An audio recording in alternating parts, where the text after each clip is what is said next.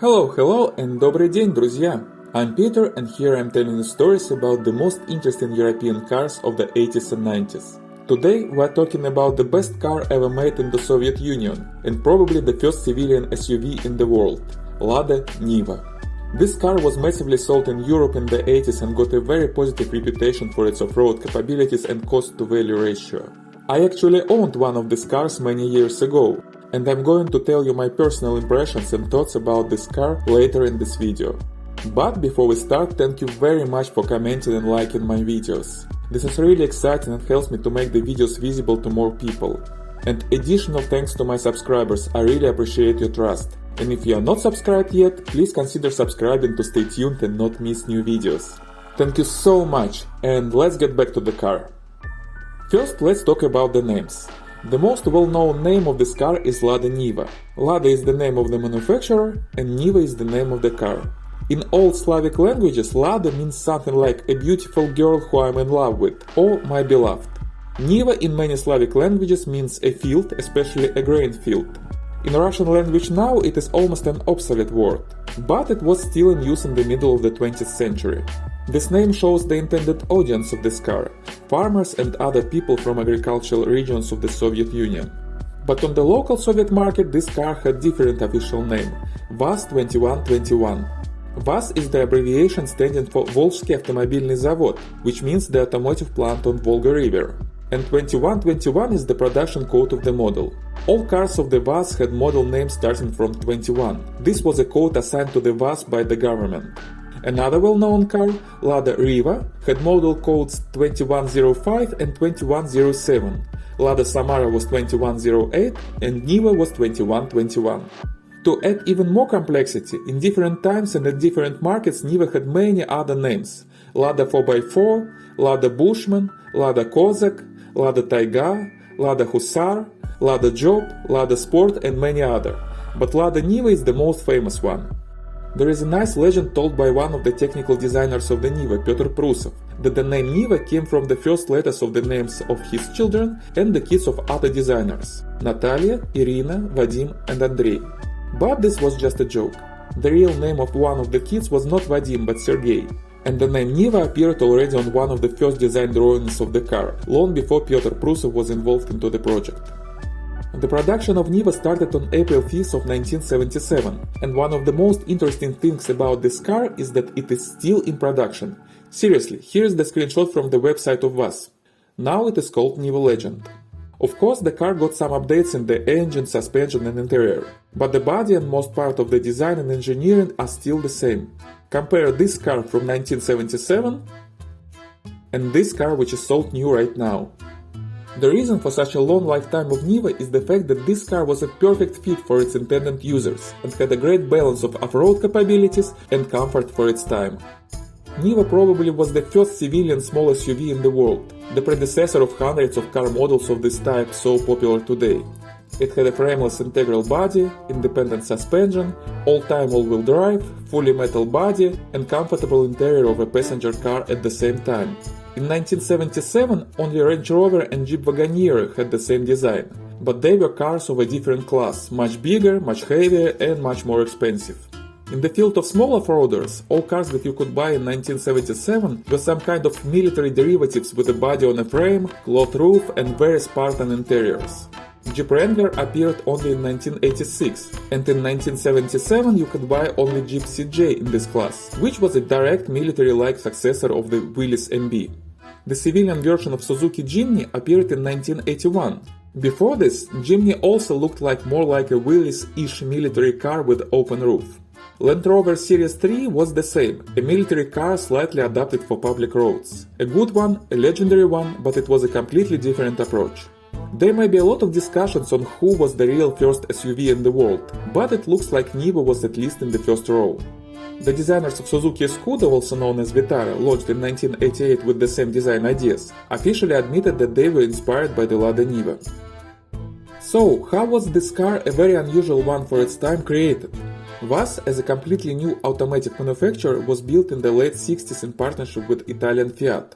By the agreement with Fiat, it produced 3 models of Fiat, modified for Soviet roads and weather conditions. The sedan Fiat 124 as VAZ-2101, the wagon Fiat 124 Familiare as VAZ-2102, and the more luxurious sedan Fiat 125 as VAZ-2103 and later VAZ-2106.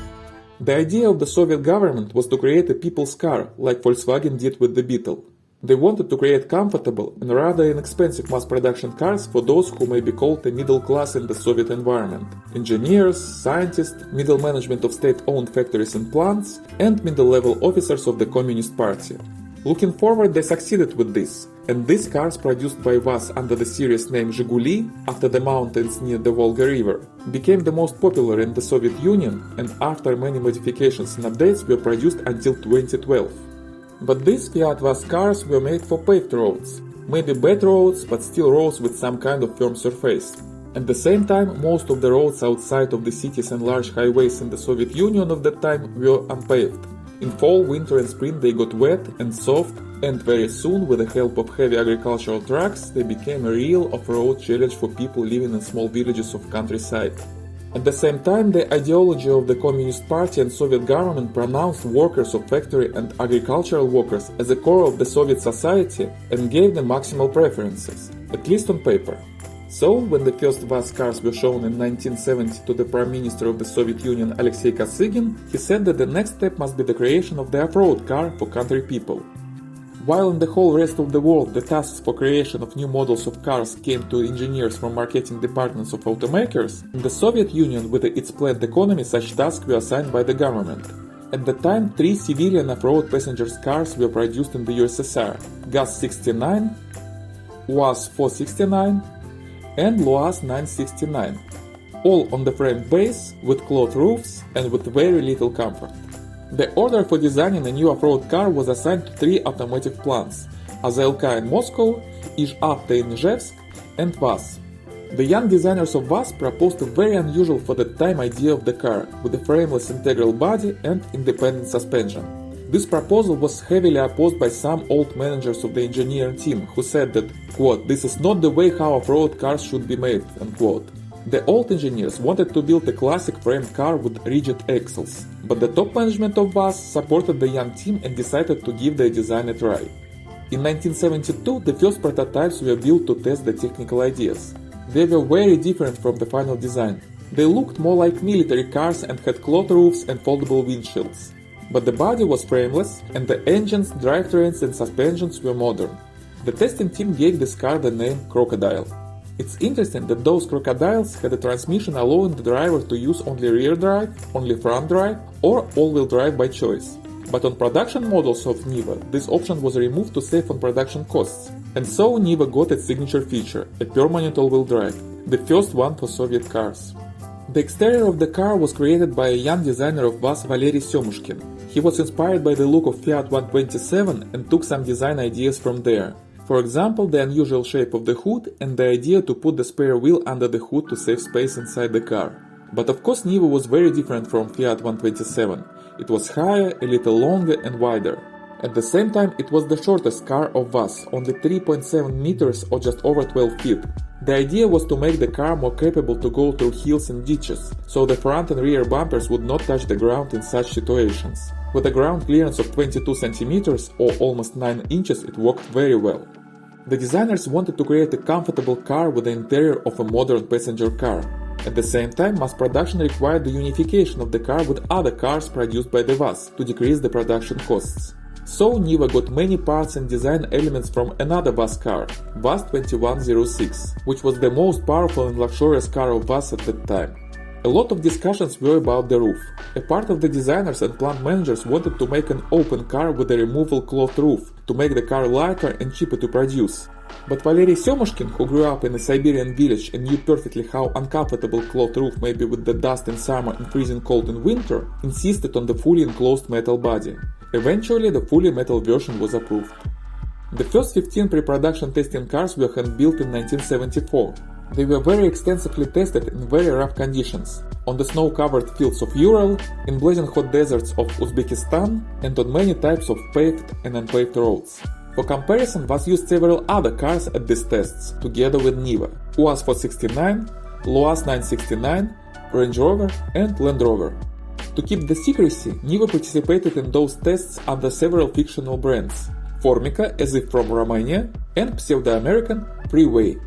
The test showed a great off-road capability of the Niva. The light and powerful car easily dealt with snow, deep mud, puddles, rivers and steep hills. Range Rover and Land Rover were better for long off-roading requiring low rev torque, but for short obstacles, Niva with its speed and high revving engine had no problems. Above this, the comfort in this car was outstanding for its time, and Niva performed very well on highways and in the city too. On July 31st of 1975, Niva was finally approved for production, and on 5th of April of 1977 the mass production started. Initially VAZ was going to make 25,000 cars per year, but the demand was so huge that the production plans were increased to 50,000 and later to 70,000 per year. Niva was rather expensive for the Soviet market.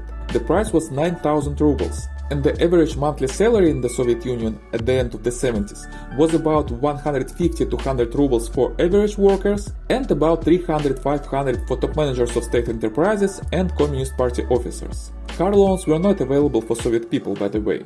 Nevertheless, it was very difficult to buy a Niva even if you had money. There was a huge deficit of these cars, and you had to wait several years in a line before you could buy it. Why? Only a small number of Nivas were sold on the Soviet market. 70-80% of all cars were exported to other countries. The Soviet Union desperately needed foreign currency, and Niva generated a great demand in Europe, Middle East, Asia, South America and even Japan. It wasn't cheap there. In Western Germany the price was about 22,000 Deutschmarks, about 33,000 US dollars in today's money. But it still was cheaper than competitors, and Niva exceeded the off-road capabilities of many of them. The export variants of Niva allegedly had better assembling quality. Also, the foreign dealers of Lada modified these cars, installed additional equipment, made convertible versions and installed more comfortable seats.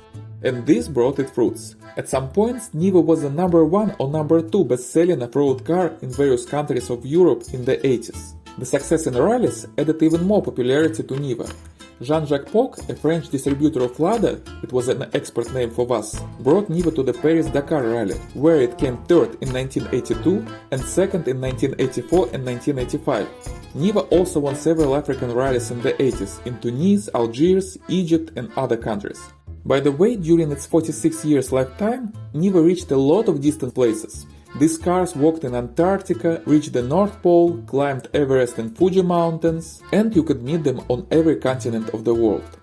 A lot of different modifications were made on the basis of Niva, both official and aftermarket ones. There were convertible versions, ambulances, pickup versions, cash-in-transit armored cars and many others. And it was a popular platform for building highly capable vehicles for heavy off-roading. Niva never had a wide range of engines. From the start, Niva had only one 1.6-liter inline 4-cylinder carbureted engine with 75 horsepower. The top speed was 132 km per hour or 83 miles per hour. Not very fast, but more than enough considering the Soviet speed limits of 40 miles per hour in cities and 56 miles per hour between them. The 0 to 60 acceleration took 23 seconds. Yes, 23.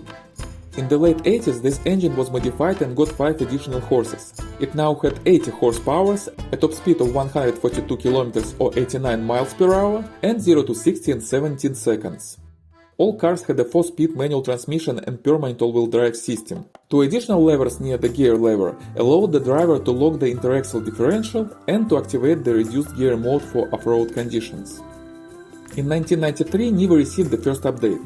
The interior got new instrumentation and better seats. The trunk cover was enlarged and now went down to the bumper. The rear lights were changed accordingly. Niva got a new 1.7-liter 4-cylinder carbureted engine with electronic ignition. It produced 83 horsepower with a top speed of 142 km or 89 miles per hour and 0 to 60 in the same 17 seconds. This engine actually is being used until today. It received some updates in 2000s, and now Niva has fuel injection, but basically it is the same engine of 1993. The manual transmission had 5 speeds now. The automatic transmission was never available, at least officially. Unofficially, some foreign dealers or enthusiasts installed many various engines in Niva, including diesel ones. Some of them were paired with automatic transmission. The most interesting modification was Niva prepared for cross racing in Italy with an engine from Ferrari with more than 300 horsepower. Since 1993, the classic Niva received many small updates, both in mechanical and exterior parts. But these updates were very minor. Basically, it is still the same car that it was in 1993 and even in 1977. At some point, it received ABS and optional air conditioner, but these options are not available now in 2023 because VAZ cannot buy the equipment due to sanctions. In 1993, VAZ also began production of a 5-door version of Niva. It was technically the same car, but it was stretched and rear side doors were added. It was rather popular in Russia and was produced until 2021. VAZ tried to update the Niva many times. In 1998 they started production of Lada Niva Travel and updated Niva with the internal index 2123. But it was a very bad time for launch. A terrible financial crisis happened in Russia in August of 1998, and customers just didn't have money for new cars. Above that, the new Niva was almost twice more expensive than the old one, which still was in production. So those who needed an off-road car preferred to buy the old model, and the others who had money preferred to buy the more prestigious Kia Sportage for the same price as Niva Travel. So the production was very slow until 2002. In 2002, General Motors created a joint venture with the VAZ and built a new plant in Russia to make the new Niva, which now was called Chevrolet Niva. These cars were interesting. Some of them had German engines from Opel and many other modern features. Accordingly, they were popular among customers, and they are still in production until today, with 2 facelifts in 2009 and 2021. The rights for the name Niva also were transferred to GM in 2002, so the old, original Niva was sold under a new name Lada 4x4. But in 2019, VAZ bought the rights back, and now Lada Niva is Lada Niva again. So, what was the Lada Niva in real life, and why it was so popular? Well, it was a car for a very specific niche, very specific customers. But it was so perfectly fit for this niche that it was considered perfect. The car was built for places with bad roads and no roads, meaning most part of the Soviet Union at that time. The off-road capabilities of Niva were really impressive. Deep puddles, mud, dust, deep sand, snow, ice, swamps, wetlands, Niva could drive through all these terrains with confidence even without any special preparations. When unpaved roads became wet and soft after rain and heavy trucks, all other Soviet cars were stuck and waited to be towed by tractors. And only UAZ, LuAZ and Niva could go through without problems. But UAZ and LuAZ were Spartan military off-roaders, without even minimal comfort. And Niva was a passenger car, comfortable enough for its time. Not many country people could really buy it because of the high price, but state-owned agricultural and construction enterprises were buying Nivas for their employees. Hunters, fishermen, hikers, and there were a lot of them in the Soviet Union, were buying Nivas as a vehicle that could bring you anywhere and back again. Also in the 80s, it was very popular for Soviet people in large cities to get small pieces of land in the countryside, build small houses there and go there every weekend. It was called dacha, something that is given to you, because most of these small lots were given by the government to people for free. And as you may expect, to get to these dachas, you had to take a lot of unpaved country roads. Here Niva also found its grateful customers. Even in cities, a small off-road vehicle was very helpful in winter because of the snow and icy inclines. Where normal cars couldn't go, Niva could. And at the same time, it was absolutely okay on paved roads and on highways. It wasn't very fast, but it wasn't much slower than other Soviet cars of the 70s and 80s. It wasn't very large, but it was okay for a standard Soviet family with 1 or 2 kids. It wasn't a summit of comfort, but it was comfortable enough to protect you from dust and cold, what other off-roaders couldn't do. It was a very balanced car. I actually liked it very much when I had one. My personal impression? Niva was a very joyful car. It was a little loud with a permanent whining of the transfer box. It was small and it wasn't the most comfortable car I've ever had. Above 65 miles per hour it was a little unstable. Nothing crucial, but you couldn't relax. And the wind noise at high speeds was very annoying. But I loved it. It was very enjoyable to drive in the city. And in off-road conditions, in the mud or snow, I was every time surprised by its capabilities. You turn on the lower gear, lock the differential, press the pedal, and it just goes as if nothing could stop it.